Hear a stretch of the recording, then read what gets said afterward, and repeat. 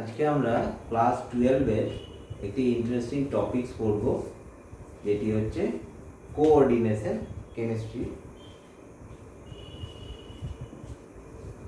Coordination chemistry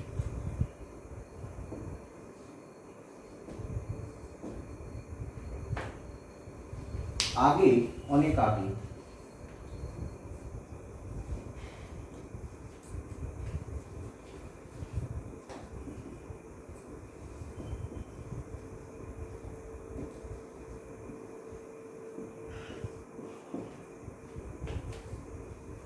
এই coordination chemistry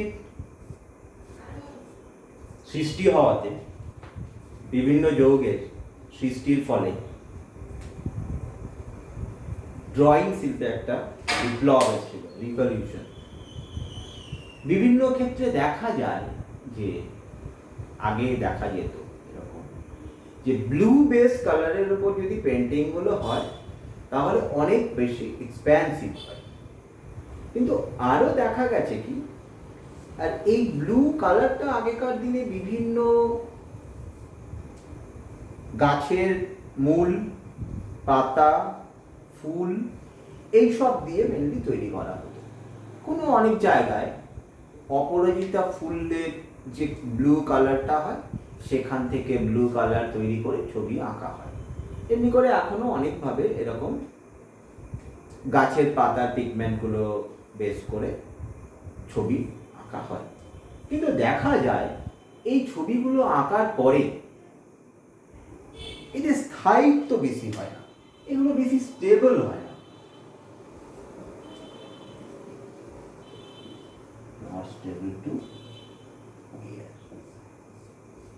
Arial oxidation বা অনেক ধরনের বিক্রিয়া হওয়ার পর ছবিগুলো অনেকটা রকম ফেড হয়ে যায়।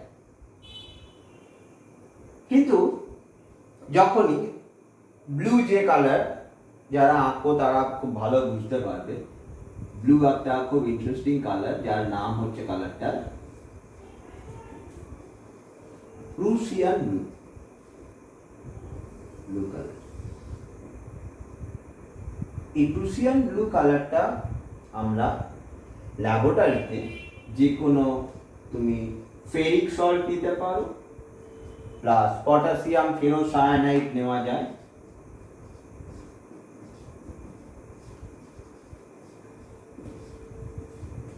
যার ফলে একটা কম্পাউন্ড পাওয়া যায়।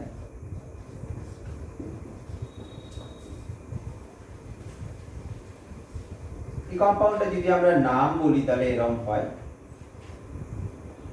আয়রন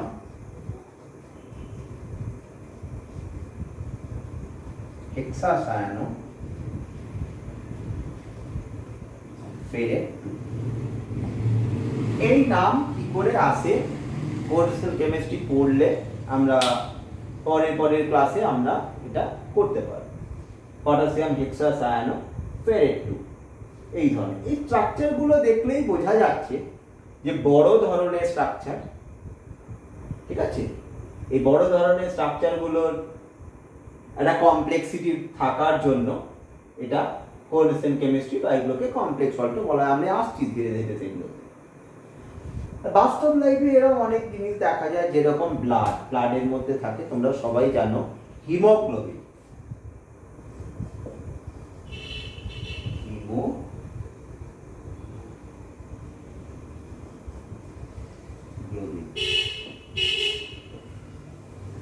এর কালার লাল।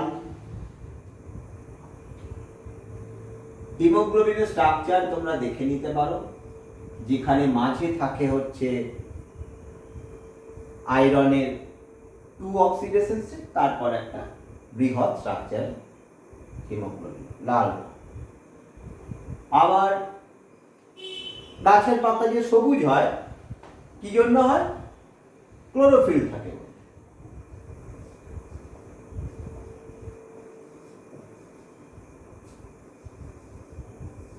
যার কালার আমরা জানি গ্রিন। ক্লোরোফিলেরও একদম মাঝখানে ম্যাগনেসিয়াম থাকে, আর এই ম্যাগনেসিয়ামকে কেন্দ্র করে আরো অনেক স্ট্রাকচার থাকে, যেগুলোকে আমরা লিগ্যান্ড বলে, পরে আমরা সব আসবো ওইগুলোকে। এটাও হচ্ছে একটা কোঅর্ডিনেশন কম্পাউন্ড, হিমোগ্লোবিনও তাই। একটা ইন্টারেস্টিং গল্প আমি বলছি, history. The great king Alexander. Alexander খুব বিচক্ষণ ব্যক্তিত্ব ছিলেন। তিনি যুদ্ধের আগে বিভিন্ন রকম ভাবনা চিন্তা করতেন। তিনি একবার করেছিলেন কি, পার্সিয়ার এক যুদ্ধের আগে ম্যাডার রুট, গুল্ম জাতীয় কিছু উদ্ভিদ, ম্যাডারের রুট নিয়েছিলেন, এটাকে পেস্ট করেছিলেন। এর ফলে রেড কালারেশন এসেছিল, রেড কালার। যেই রেড কালারটা অলমোস্ট রক্তের মতো দেখতে। তো পার্সিয়ার যুদ্ধে এগেনস্টে যে রাজা ছিলেন তার সৈন্য সংখ্যা অনেক বেশি ছিল, শোনা যায় তথাকথিত গল্পে। তো উনি করেছিলেন কি, সমস্ত সোলজারদের গায়ে এবং নিজেদের গায়ে যে ড্রেসগুলো পরা ছিল তার উপর এইগুলো ছিটিয়ে দিয়েছিলেন, এই ম্যাডার রুটের পেস্ট। তার ফলে ওদের বর্ণগুলো লাল হয়ে গেছিল, রক্তের মতো দেখতে। তো অপোনেন্টের সোলজাররা তাদের দেখে, উন্ডেড সোলজার, যুদ্ধে সেরকম মনোনিবেশ করেনি। সেই অবস্থায় আলেকজান্ডারের সৈন্যরা কিন্তু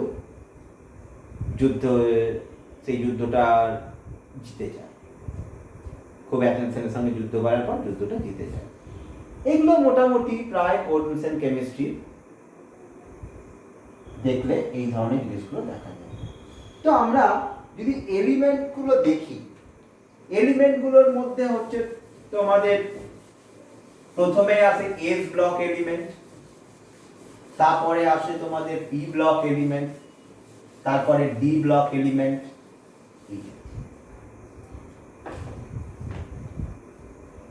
তবে transition metal,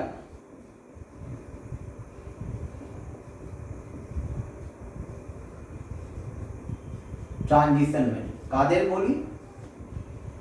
incomplete,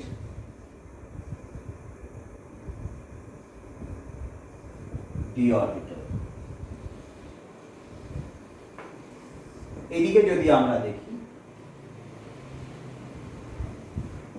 S block element, P block element. S block এলিমেন্টরা যে সমস্ত কম্পাউন্ড করে, compound mainly all are white. P block এলিমেন্টরাও যে সমস্ত কম্পাউন্ড করে generally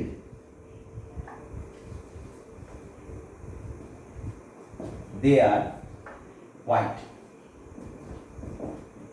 but the compound formed by transition metal,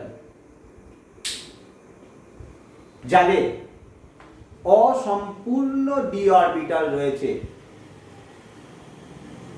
তাদের দ্বারা গঠিত কম্পাউন্ডগুলো প্রায় সকলেই অলমোস্ট কালার্ড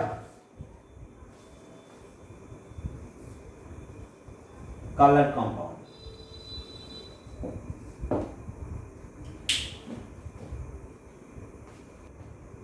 ট্রানজিশন মেটালগুলো দ্বারা যে কম্পাউন্ডগুলো তৈরি হচ্ছে তারা প্রায় সকলেই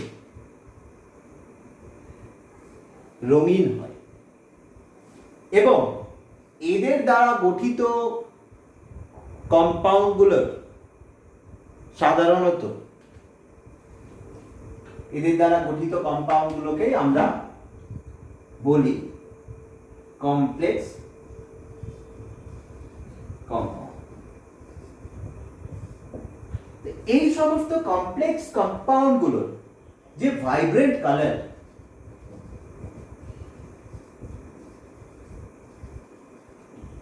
আমরা এই চ্যাপ্টারে দেখব কি না, এই সমস্ত কম্পাউন্ডগুলোর যে ভাইব্রেন্ট কালার তার জন্য কি কি দায়ী, বা এই ট্রানজিশন মেটালগুলো দিয়ে গঠিত কোঅর্ডিনেশন কম্পাউন্ডের সংখ্যা প্রচুর, অনেক, এবং তাদের কালার ডিফারেন্ট হয়। আমরা এই চ্যাপ্টারে মেনলি পড়বো যে ট্রানজিশন মেটাল এলিমেন্টগুলোর এই ধরনের এত বিশাল সংখ্যায় কম্পাউন্ড তৈরি করার কারণটা কি, এদের এই কম্পাউন্ড ফরমেশনের ডাইভার্সিটিটা কি, এবং এই সমস্ত যে কম্পাউন্ডগুলো তৈরি হয় তাদের নাম কি, এবং এদের মধ্যে কি ধরনের বন্ড রয়েছে তা নিয়েও আমরা আলোচনা করব।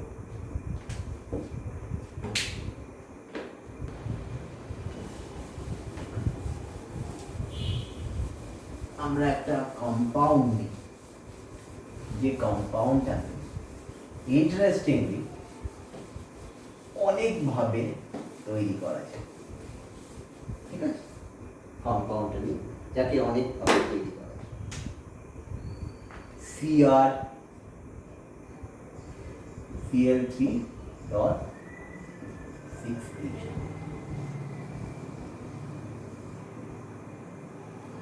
এই একই কেমিক্যাল ফর্মুলা CrCl3 6H2O এই কম্পাউন্ডটাকে অনেকভাবে ফর্ম করে, যেখানে কেমিক্যাল ফর্মুলা একই থাকবে, যে কম্পাউন্ডগুলো পাওয়া যায় তাদের কালারগুলো কিন্তু আলাদা। একটা হচ্ছে তোমার গ্রিন, একটা হচ্ছে ডার্ক গ্রিন,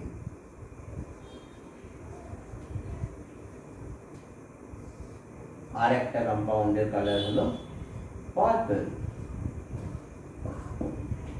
কি করে সম্ভব? Compound same, chemical formula same, colour আলাদা।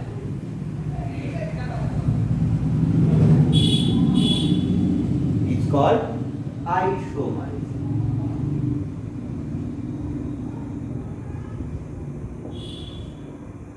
নিশ্চয়ই এই কম্পাউন্ড গুলোর মধ্যে বন্ডিং এর কিছু ফারাক রয়েছে, যার জন্য এদের কালার গুলো আলাদা আলাদা হয়, ঠিক আছে? এটা সম্ভব কিভাবে? How is it possible? এটা আমরা এখন দেখব।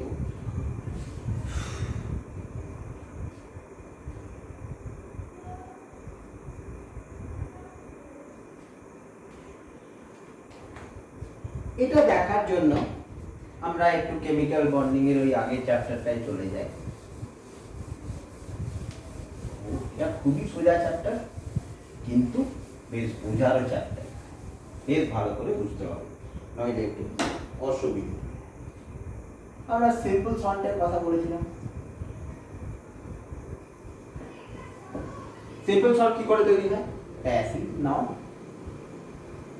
আর একটা বেস নাও, তৈরি হয়ে যায় salt, simple salt plus acid আমরা নিতে পারি H, একটা বেস আমরা নিতে পারি BOH। যদি সল্ট তৈরি হয়ে যায় তাহলে কি হবে? Ba plus H, simple salt.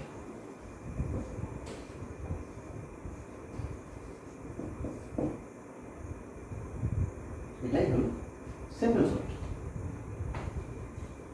Simple সল্টটা হঠাৎ আমরা বলতে গেলাম কেন? যে সিম্পল সল্টকে আমরা জল যদি আমরা ঢেলে দিই, তাহলে ন্যাচারাল খুব ইন্টারেস্টিং এক্সাম্পল। আমি যদি NaCl ঢেলে দিই, যে NaClটা আমরা পাই NaOH প্লাস HCl থেকে,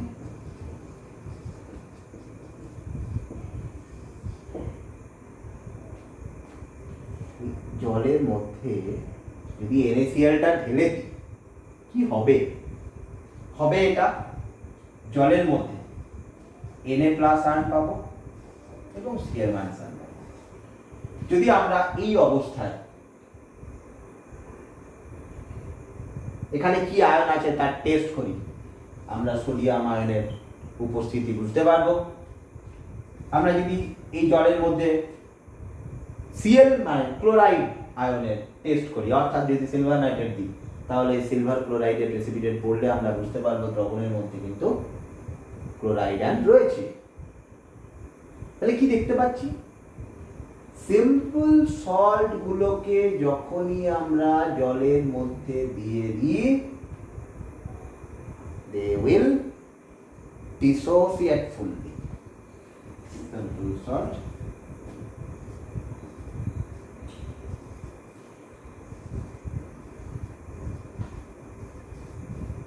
dissociate fully in water, and the ions form get their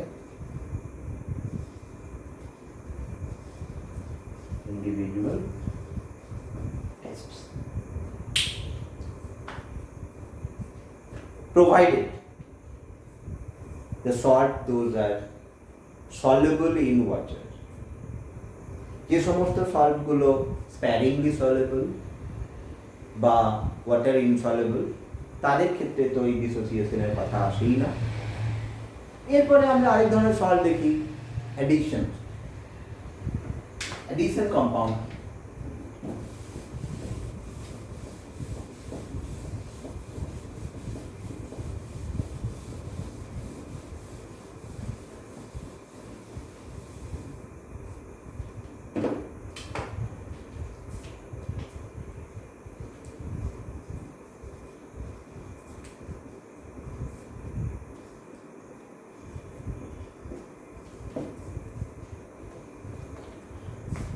addition compound,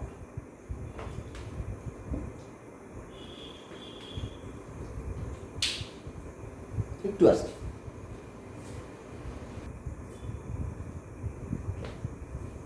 তো আমরা সিম্পল সল্টের পরে আমরা দেখতে পাচ্ছি এবারে অ্যাডিশন কম্পাউন্ড।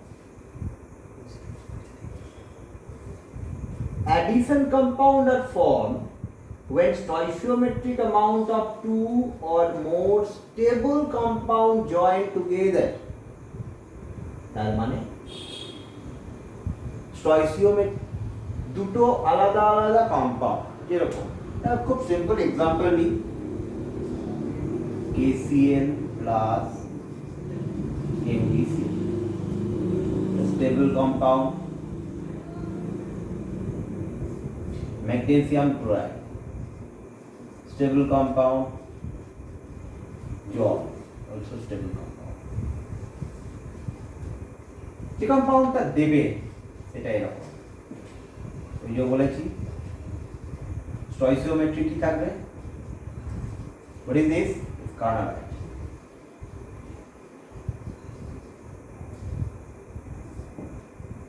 কার্নালাইট এটা হলো একটা স্টেবল কম্পাউন্ড কার্নালাইট, যেখানে 1 মোল KCl স্টয়চিওমেট্রি 1, MgCl এর স্টয়চিওমেট্রি 1, জল হচ্ছে 6 অণু, তাহলে কার্নালাইটে দেখা যাচ্ছে সবগুলো যুক্ত হয়েছে, স্টয়চিওমেট্রিটা বজায় রেখেছে। এরকম আরো একটা কম্পাউন্ড আমরা দেখি,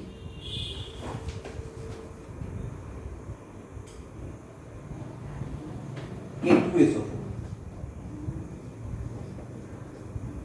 plus Al2SO4 whole 3 plus 24টা জল কি দেয়, পটাশিয়াম, তাই না? K2SO4 Al2SO4 whole 3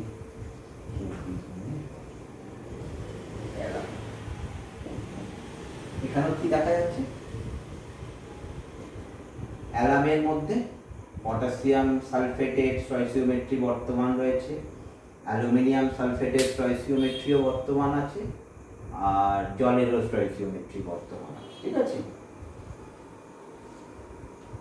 কিন্তু রেশিওটা বজায় রাখতে হবে, স্টয়কিওমেট্রি রেশিওটা কিন্তু বজায় রাখতে হবে।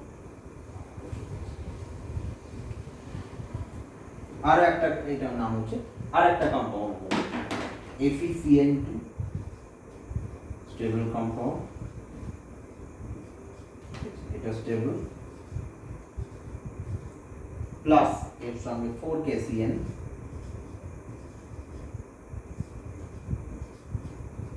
K4 FeCN46, বা এটাকে এইভাবেও লেখা যায় 4KCN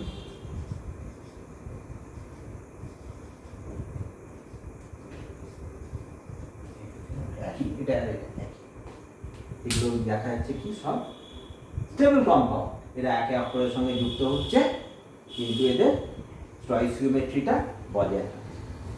এখন অ্যাডিশন কম্পাউন্ড কিন্তু দু ধরনের, কিরকম?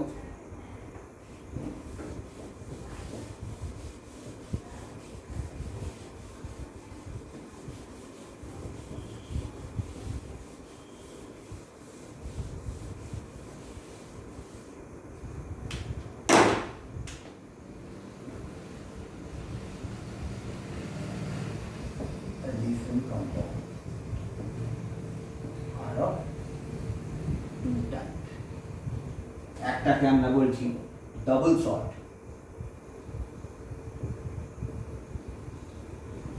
ঠিক আছে, আরেকটাকে বলছি কমপ্লেক্স কম্পাউন্ড। এখন ডাবল সল্ট কি আর কমপ্লেক্স কম্পাউন্ড কি, এটা আমরা দেখি।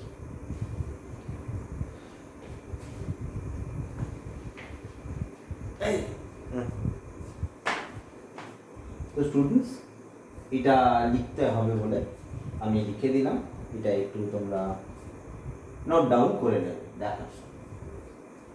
The addition compounds are of two types. এক ধরনের গুলোকে বলা হচ্ছে ডাবল সল্ট। ডাবল সল্ট কি না, জলে দ্রবীভূত হলে তাদের আইডেন্টিটি আর থাকে না, তারা কেলাসাকার অবস্থায় থাকে এবং যখন জলে দ্রবীভূত হয়ে যায় তখন তারা নিজেদের যে উপাদান আয়নগুলি থাকে সেইগুলিতে ভেঙে যায়। যেরকম এর আগে আমরা তিনটে যে বিক্রিয়া লিখলাম না, কার্নালাইট তৈরি করলাম, পটাশিয়াম ফেরোসায়ানাইড নিলাম আর পটাশিয়াম নিলাম, তখন যে তিনটে যে কম্পাউন্ড নিলাম সেগুলোর মধ্যে দেখা যাক কোনগুলো ডাবল সল্ট আর কোনগুলো কমপ্লেক্স সল্ট। প্রথমে আমি কি নিয়েছিলাম? কার্নালাইট, তাই না? কার্নালাইট নিয়েছিলাম,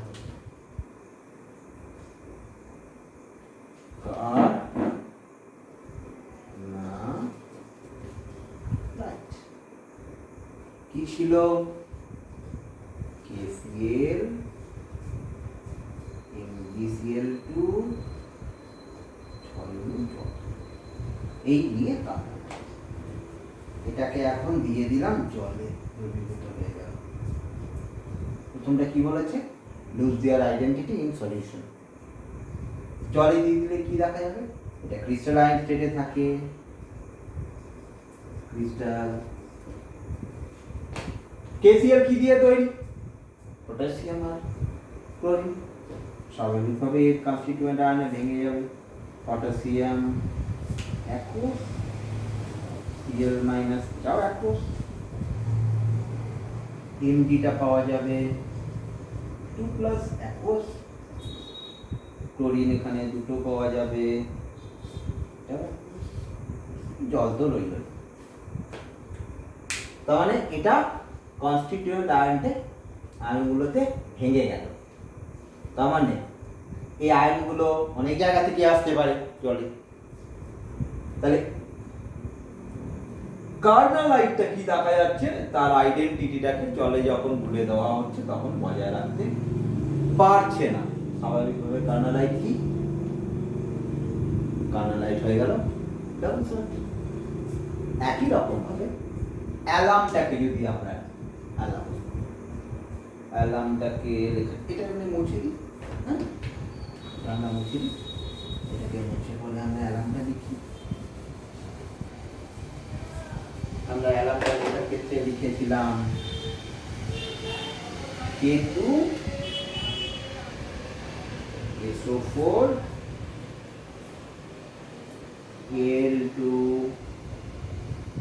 SO4 3 24টা জল, ঠিক একই রকম ভাবে জল দিয়ে দিয়েছে।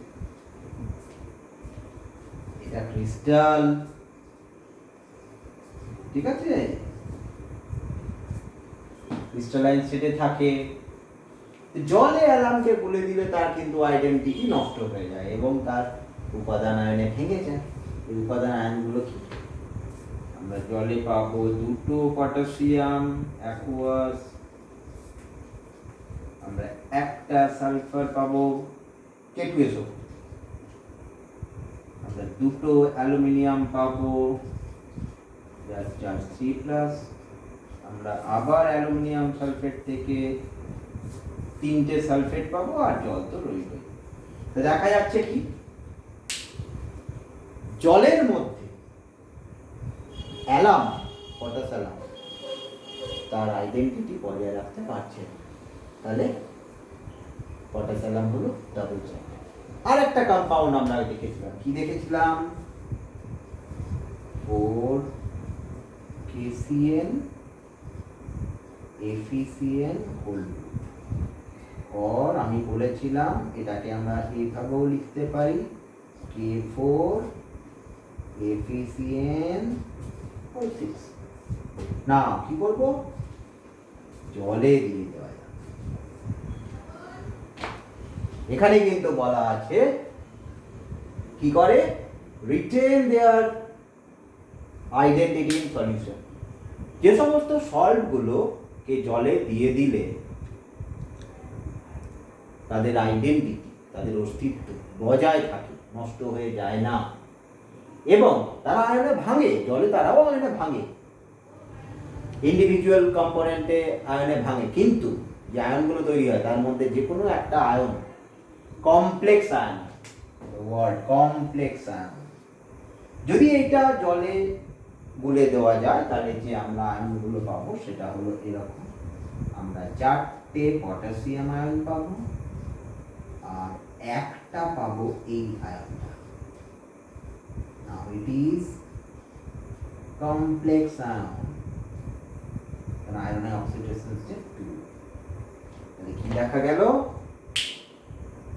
এটার এই কম্পাউন্ডটা পটাশিয়াম ফেরোসায়ানাইড, যেখান থেকে আমরা প্রুশিয়ান ব্লু পেয়েছিলাম, সেটা জলে দ্রবীভূত হলে একটা কমপ্লেক্স আয়ন দিল, যার জন্য এই পটাশিয়াম ফেরোসায়ানাইড এই আয়নটা হলো কি না কি কমপ্লেক্স কম্পাউন্ড, ঠিক আছে। তাহলে এই কমপ্লেক্স কম্পাউন্ডে পটাশিয়াম ফেরোসায়ানাইডের ক্ষেত্রে যে কমপ্লেক্স আয়নটা আমরা পেলাম সেটা হলো কি এইরকম, একটা কি কমপ্লেক্স। এখন ইন্টারেস্টিং ব্যাপার হলো কি, ডাবল সল্টের ক্ষেত্রে আমরা যে কনস্টিটিউয়েন্ট আয়নগুলো পেয়েছিলাম তাদের সবকটা যদি টেস্ট করা হয় ইন্ডিভিজুয়ালি, সবকটাই আমরা পজিটিভ পাবো, কিন্তু কমপ্লেক্স কম্পাউন্ডের ক্ষেত্রে জলে যে আয়নগুলো আমরা পেলাম তার মধ্যে যেটা কমপ্লেক্স আয়ন, এইটা কমপ্লেক্স আয়ন, এই কমপ্লেক্স আয়নটা কিন্তু সায়ানাইড Cn- অথবা Fe2+ পেরাস আয়নের টেস্ট কিন্তু দেবে না, এই স্কোয়ার ব্র্যাকেটের মধ্যে থাকতে হবে। পরে আমরা দেখব এই স্কোয়ার ব্র্যাকেটটাকে বলা হয় কোঅর্ডিনেশন স্ফিয়ার, কোঅর্ডিনেশন পেয়ার বা first pair of coordination zone. মনে রাখতে হবে এই ফার্স্ট পেয়ার অফ কোঅর্ডিনেশন জোনের মধ্যে যে সমস্ত আয়ন্স গুলো থাকবে তারা তাদের ইন্ডিভিজুয়াল ক্যারেক্টারিস্টিক টেস্ট তে রেসপন্ড কিন্তু করবে না, ঠিক আছে? ইন্ডিভিজুয়াল টেস্টে কোনোভাবে রেসপন্ড করবে না। এখন এরা যে টেস্টে রেসপন্ড করছে না, Fe2+ বা Cn-, স্বাভাবিকভাবে কি দেখা যায়, এদের মধ্যে একটা স্ট্রং বন্ডিং রয়েছে। স্ট্রং বন্ডিং আমাদের এই চ্যাপ্টারের মেইনলি পড়ার বিষয় হলো স্ট্রং বন্ডিং ব্যাপারটা কি এবং এই বন্ডিং এর অরিজিন কি, ঠিক আছে? এই বন্ডিং এর অরিজিন কি, এর স্থায়িত্ব কতটা এবং কি কারণে এই সমস্ত আয়নগুলোকে কেমিক্যাল টেস্ট করলে পাওয়া যায় না, তারা একটা ইন্ডিভিজুয়াল এন্টিটি হিসেবে কাজ করে। এই সংক্রান্ত ব্যাপারে প্রথমেই আমাদের যে থিওরিটা যিনি দিয়েছিলেন তিনি হচ্ছেন অ্যালফ্রেড ওয়ার্নার। Most probably 1893।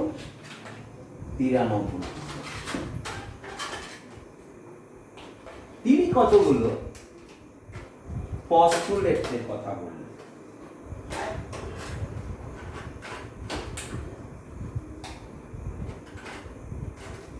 তিনি কয়েকটা পস্টুলেটসের কথা বললেন। কিরকম? তিনি বললেন কি না, এই সমস্ত কম্পাউন্ড গুলোর স্টেবিলিটির কারণ কি? তিনি যে জিনিসগুলো আলোচনা করলেন কি, কমপ্লেক্স কম্পাউন্ড,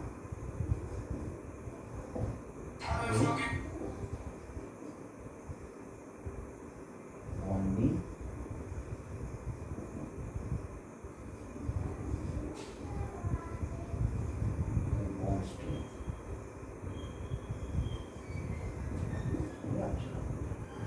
এবং তিনি যে সিদ্ধান্তগুলোতে উপনীত হলেন সেগুলো কিরকম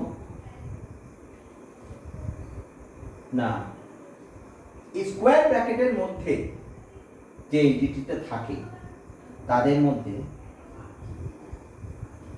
টু টাইপস অফ ভ্যালেন্সি দেখা যায়। Two types of valency, one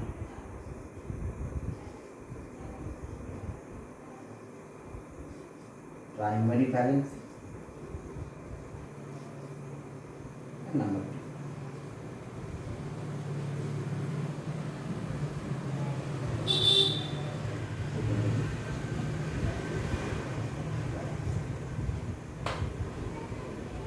এবং প্রাইমারি ভ্যালেন্সি বা প্রিন্সিপাল ভ্যালেন্সি, আয়নিক ভ্যালেন্সি, যেটা ইচ্ছে বলে।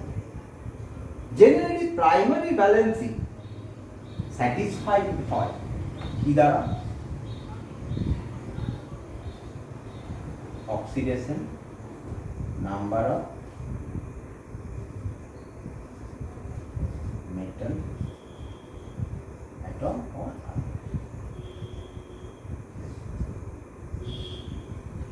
সেকেন্ডারি ভ্যালেন্সি কি? এটা আমরা নতুন একটা জিনিস পড়ছি, কোঅর্ডিনেশন নাম্বার। কোঅর্ডিনেশন নাম্বার দিয়ে স্যাটিসফাই হয় মেটাল আয়নের secondary valency. Actually secondary valency কি না, স্কোয়ার ব্র্যাকেটের মধ্যে মেটাল আয়ন হিসেবে যদি M থাকে এবং এর সঙ্গে যারা যারা যুক্ত হয় তাদের বলা হয় লিগ্যান্ড, তাদেরকে আমরা যদি L বলি,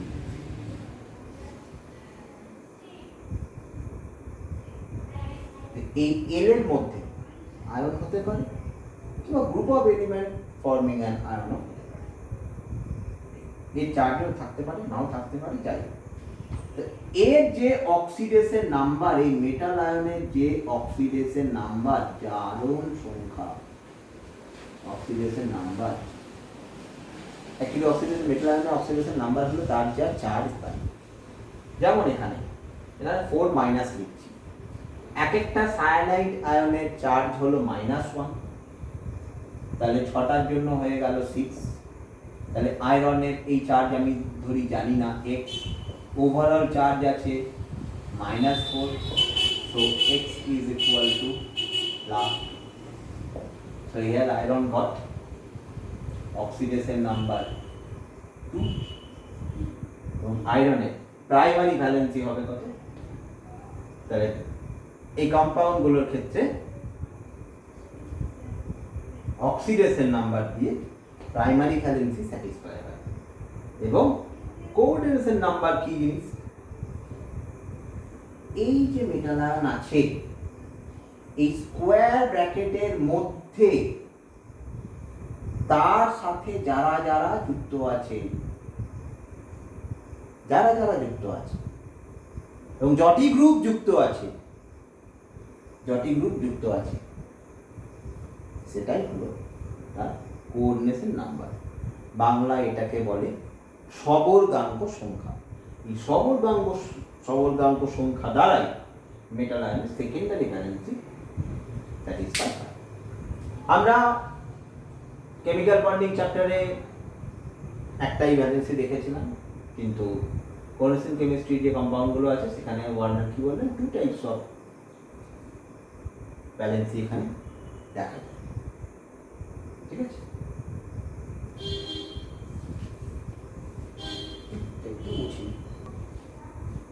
তাহলে ওয়ার্নারের পস্টুলেটস গুলো কিভাবে পাচ্ছি? এরকম correspond to the oxidation number. ঠিক আছে, মেটাল আয়ন অক্সিডেশন নাম্বার গুলো যা চার্জ হয় তাই দেখা যায়, এগুলোকে প্রাইমারি ভ্যালেন্সি বলে। কি দ্বারা স্যাটিসফাই হয়? অনলি অ্যানায়ন্স দ্বারা। এই চার্জ গুলো স্বাভাবিক না, মেটাল আয়নের যে পজিটিভ চার্জ আছে সেটা স্যাটিসফাই করতে স্বাভাবিকভাবে কি লাগবে? নেগেটিভ আয়ন লাগবে। এবং এরা কোন দিক দিয়ে আসছে এটা ডাইরেকশন কিন্তু ঠিক থাকে না। যেরকম কোভ্যালেন্ট বন্ডের ক্ষেত্রে আমরা কি দেখেছিলাম, কোভ্যালেন্টের বন্ডের ক্ষেত্রে কিন্তু নন ডাইরেকশনাল হলে হবে না, ডাইরেকশনাল হতে হবে। কিরকম না, কোভ্যালেন্ট বন্ডিং আমরা দেখেছিলাম ইলেকট্রন শেয়ার হয়, সেখানে অরবিটাল ওভারল্যাপিং হয়। এদিক থেকে একটা অরবিটাল আসছে আর একটা অরবিটাল যদি এদিকে থাকে, ওভারল্যাপ করবে না। তাহলে কি হতে হবে? ওভারল্যাপ করতে গেলে এদিক থেকে একটা অরবিটাল যখন আসছে আর অরবিটালটা এদিক থেকেই আসছে, সো দ্যাট ইজ ডাইরেকশনাল। এক্ষেত্রে কিন্তু কোন দিক থেকে আসছে কোনো দেখার দরকার নেই, নন ডাইরেকশনাল। সেকেন্ডারি ভ্যালেন্সির কথা কি বললাম? মেটাল আয়নের সেকেন্ডারি ভ্যালেন্সি কি দিয়ে স্যাটিসফাই হয়? কোঅর্ডিনেশন নাম্বার দিয়ে। কোঅর্ডিনেশন নাম্বার কোনটা না, স্কোয়ার ব্র্যাকেটের মধ্যে, স্কোয়ার ব্র্যাকেটের মধ্যে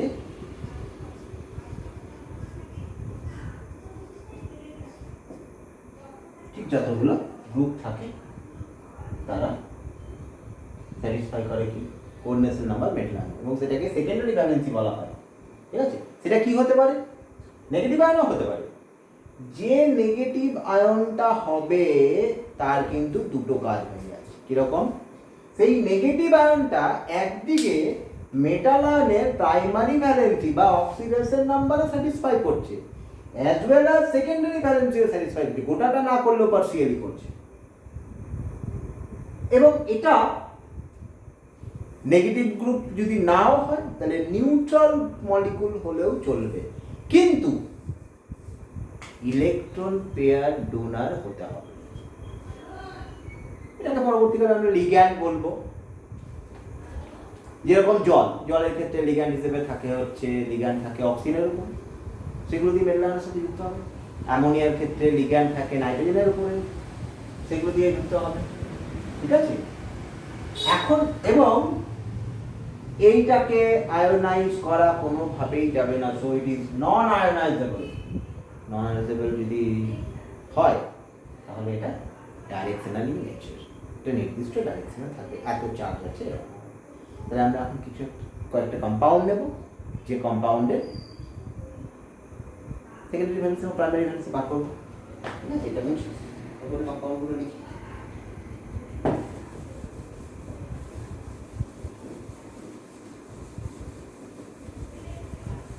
আচ্ছা, এই ডাইরেকশনটা আমি আরেকটু বলে দিই। এখানে যদি এখানে আমি এটাকে একটু ছবি আঁকি না, তাহলে খুব ক্লিয়ার হয়ে যাবে। এটা 2 তো কটা ছিল? 6টা। CL 6টা।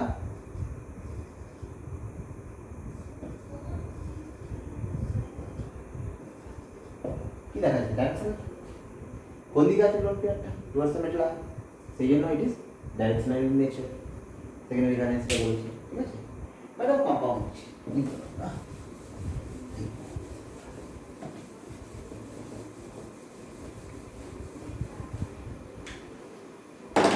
CONH3 whole 6, CONH3 whole 6, CH3।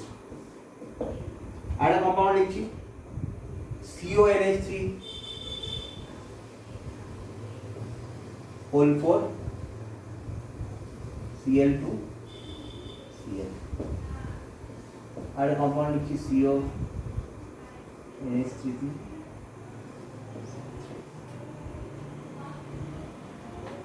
Square ব্র্যাকেটের মধ্যে এখানে কোবাল্টের চারিদিকে কটা গ্রুপ আছে? 6টা। তাহলে খুব স্বাভাবিকভাবে এর সেকেন্ডারি ভ্যালেন্সি হবে 6।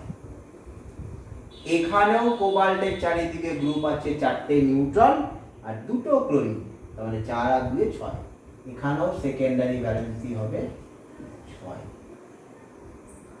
এখানেও নিউট্রাল হিসেবে অ্যামোনিয়া আছে 3টে, ক্লোরিন আছে 3টে, সেকেন্ডারি ভ্যালেন্সি হবে 6। এবারে আমরা কোন প্রাইমারি ভ্যালেন্সি দেখি তাহলে করতে। এখানে প্রাইমারি ভ্যালেন্সি, এই যে কোবাল্টের যে চার্জ সেটা অ্যামোনিয়ার দ্বারা স্যাটিসফাই হয়নি, তাহলে একে স্যাটিসফাই করতে কটা অ্যানায়ন লেগেছে? 3টে। এখানে একটা জিনিস বলেই দিই, এই অ্যানায়নগুলো থার্ড ব্র্যাকেটের মধ্যেও থাকতে পারে অথবা স্কোয়ার ব্র্যাকেটের বাইরেও থাকতে পারে, দুটোকেই কাউন্ট করতে হবে। তাহলে এখানে 3টে আছে স্যাটিসফাই করার জন্য, তাহলে প্রাইমারি ভ্যালেন্সি কোবাল্টে কত? 3। এখানে কটা আছে? 2টো স্কোয়ার ব্র্যাকেটের ভেতরে আছে, একটা বাইরে আছে, মোট আছে 3। ঠিক আছে? আমি একটা এখন চার্ট লিখবো, ঠিক আছে? এবং এই চার্ট করে এখান থেকে কয়েকটা জিনিস আমরা বের করার চেষ্টা করব, ঠিক আছে? ঠিক আছে। এই টেবিলটা আমরা দেখতে পাচ্ছি, যে টেবিলে অনেকগুলো কম্পাউন্ড দেওয়া আছে, যে কম্পাউন্ডগুলোকে সিলভার নাইট্রেটের সাথে ট্রিট করা হচ্ছে এবং ট্রিট করার পর AgCl এর কমন করে পাচ্ছি, সেটা আমরা দেওয়া আছে আমাদের কোঅর্ডিনেশন নাম্বার, মানে সেকেন্ডারি ভ্যালেন্সি, প্রাইমারি ভ্যালেন্সি বের করতে হবে, আর এগুলো ফর্মুলা কী হবে সেটা লিখতে হবে। আর এই দুটো তোমাদের হোমওয়ার্ক, তাহলে দেখা যাক কি। তাহলে এখানে স্বাভাবিকভাবে প্রাইমারি ভ্যালেন্সি চার্জ অ্যানায়ন কতগুলো আছে? 3টে। Primary valency 3। এখানেও কটা আছে? 3। এখানেও কটা আছে? 3। এখানেও কটা আছে? ক্লোরিন 3। যেখানে থাকো স্কোয়ার ব্র্যাকেটের ভেতরে বা বাইরে কাউন্ট করো। এখানে জল আছে নিউট্রাল, 2টো ক্লোরিন আছে, এইটা 2, 4টে আছে, 4, 3টে আছে। এই কম্পাউন্ডটা এক্সিস্ট করে কি না করে অত দেখার দরকার নেই, সিম্পলি প্রবলেমটা করা যাবে, ঠিক আছে? তাহলে আমরা কি দেখছি? কোঅর্ডিনেশন নাম্বার দেখছি। তো কোঅর্ডিনেশন নাম্বার এখানে দেখতে গেলে কি দেখতে পাবো না, এখানে আমাদের সিলভার নাইট্রেট 3 মোল পেয়েছি। 3 মোল ক্লোরিন পেতে গেলে 3টে ক্লোরিন আমার কোথায় আছে? বাইরে আছে। তাহলে ফর্মুলাটা কি হবে?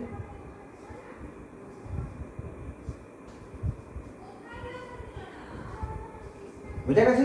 ক্লোরিনটা বাইরে আছে, সেই জন্য আমরা 3 মোল পেয়েছি। কারণ স্কোয়ার ব্র্যাকেটের ভেতরে যদি থাকতো আমরা স্পেসিফিকলি পেতাম না, কিন্তু 3 মোল আমরা পেয়েছি, তার মানে এটা বাইরে আছে। কোঅর্ডিনেশন নাম্বার কত? 6। ফর্মুলা কি হবে? 2 মোল পেয়েছি, আমার 2টো ক্লোরিন কি আছে? বাইরে আছে, ভেতরে একটা আছে, মানে সেই 5, মানে কোবাল্ট এখানে কত গেল? 6। 6 1 মোল পেয়েছি, ঠিক আছে? এমনই ওগুলো বার করতে হবে, মানে এখানেও 6। প্লাটিনামের ক্ষেত্রে কি আছে? প্লাটিনামের ক্ষেত্রে দেখা যাচ্ছে কি 4 আছে, 4 এখানে ভেতরে আছে, ঠিক আছে? তাহলে এই সিএল আছে, তাহলে এমনি করে এগুলো হোমওয়ার্ক, এটা গিয়ে হলো হোমওয়ার্ক, ঠিকভাবে করে দিচ্ছি। কত আছে? তাহলে কোরেশন নাম্বার 2 বের করেছি। জল আমাকে দিতে হবে 2 মোল সিলভার ক্লোরাইড পেয়েছি, তার মানে 2 মোল সিলভার ক্লোরাইড বাইরে আছে, 2 মোল সিলভার 6, তাহলে এখানে 6 হবে, আর এখানে কত? 4টে, 2টো পেয়েছি, 2টো বাইরে। এইখানে একটু ভুল ছিল, এখানে দেখো এখানে 5 হবে, কারণ এখানে 2টো ক্লোরিন পাওয়া যাচ্ছে। তাহলে এই যদি আমি ফর্মুলা দেখি, 4টে তোমার কাছে অ্যামোনিয়া আছে, 1টা ক্লোরিন ভেতরে গেল, 2টো ক্লোরিন বাইরে গেল, 5টা। এগুলো তোমাদের এই দুটো হোমওয়ার্ক, আজকের জন্য এখানেই থাক, বাকিগুলো তোমরা করবে। এনি প্রবলেম হলে আমাকে জানাবে।